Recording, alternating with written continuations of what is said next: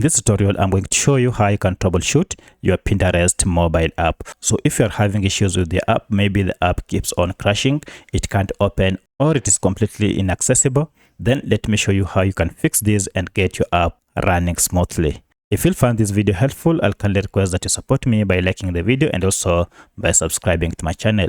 My name is Isaac, and let's get into it. Now, there are various methods you can use to fix errors on your Pinterest app, and let me show you some of them. Now, in the first method, we are going to access the app information page, and there are two ways we can do so. First, you can just go to settings,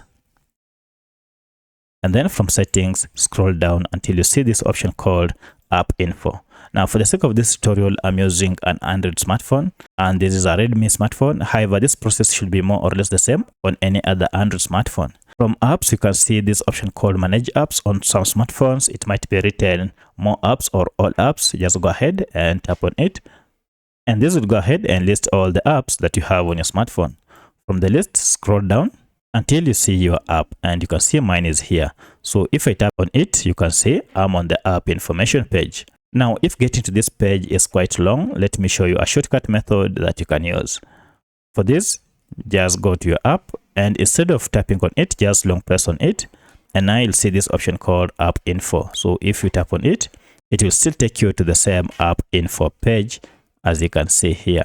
Now from here, we need to access the clear data option, which is here.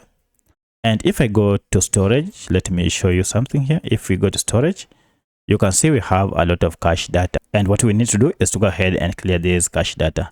Now, when you talk of cache data, we are talking of small files that your app normally stores whenever you use it. However, the problem is accumulation of these files might cause your app to malfunction. So to clear them, go ahead and tap on this clear option here, and then tap on clear cache, and okay.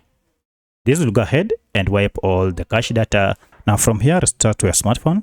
Restart your smartphone and see if the problem has gone away. However, if that didn't solve your problem, then go ahead and clear all the data by tapping on OK, and you'll need to log into your app afresh to get it started. Now, at this point, everything should be okay, and your app should be working well. However, if this didn't solve your problem, then go to the last and final method, and that is accessing the app through Google Play Store. So if you go to Play Store, go ahead and look for your app, and open it, and then look for any update if it is available. So one of the reasons why your app might be malfunctioning is because you're using an outdated version of your app and it contains bugs. So go ahead and update this app to the latest version, and you should be able to solve every problem that was associated with your older version of your app. For my case, I can't update because I already have an up-to-date app, and therefore I can just proceed and open it. So by using any of the three methods, you should be able to get your app running well without any issue. If you have any other question, kindly let me know in the comment section. Otherwise, thanks for watching, and let's meet in the next video.